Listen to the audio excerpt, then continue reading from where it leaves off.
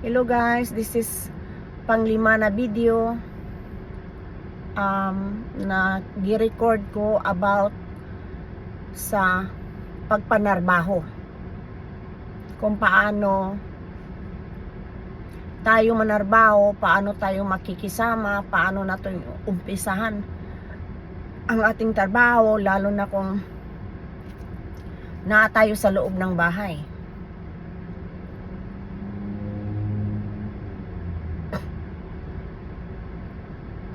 Tapos ayaw din nila guys, yung mahina ang imong kilos. Yung hindi nimo matapos-tapos ng hugas ng plato na alam nila na matapos lang nimo na in 30 minutes, tapos hindi nimo yan matapos, ayaw din nila yon. So syempre, ibahin na rin natin ang ating kilos pagka tayo ay namamasukan. Gusto nila na medyo mabilis at saka malinis ang gawa. Totoo yon. Totoo talaga lahat ng mga sinasabi ko sa inyo guys.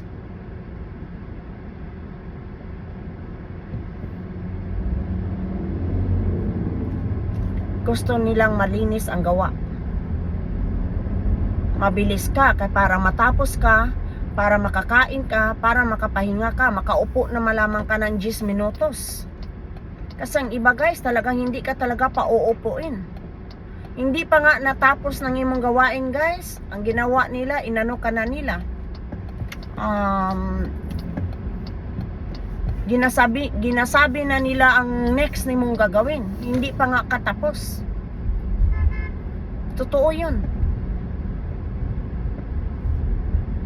Totoo yun sinasabi ko sa inyo.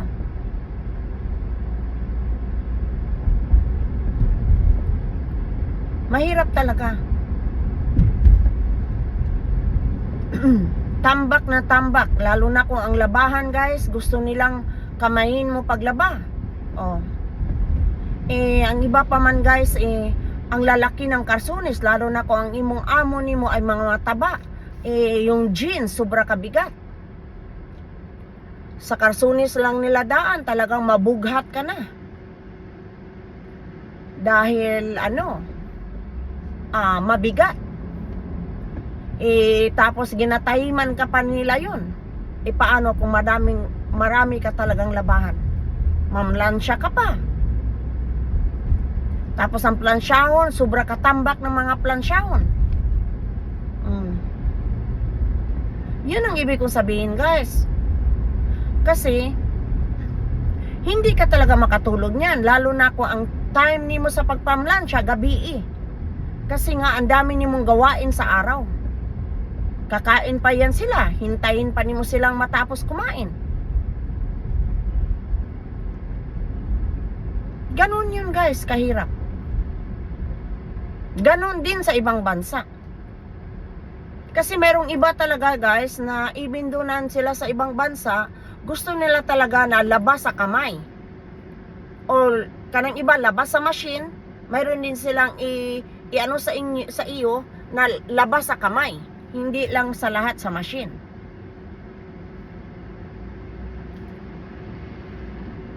Mamantong sa machine guys, maiwanan man nimo kasi 45 minutes naman yan matapos to an hour. So makagawa ka ng ibang bagay. Pero kung meron silang palabahan sa kamay, siguro hindi naman siguro din yan marumi. Aywan ko lang kung syempre matatakot ka rin, ayusin mo pag kusot, yung ganon.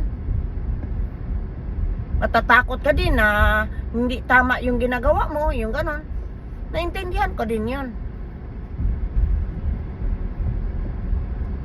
Pero totoo yun lahat kong mga sinasabi sa inyo guys. Ang hirap talaga. So dapat na lang, pagka ngayon, dapat matutunan mo talaga ang dapat niyo matutunan. Bago ka talaga umaalis ng ibang country. Kasi alam mo bakit?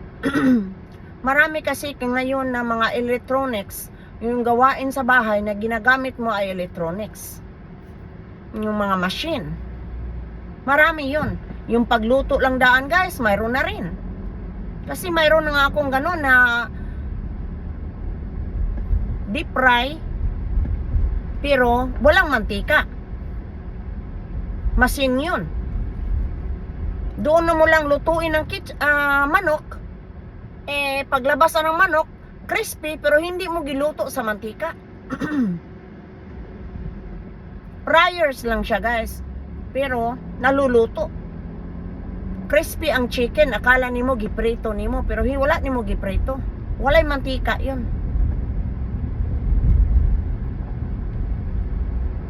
Ang chicken, guys, naluluto sa 35 minutes. May time, gagawan mo na ng time din. Kasi mayroon ako niyan, guys. One time, i-video ko, guys, yung yung machine na yan.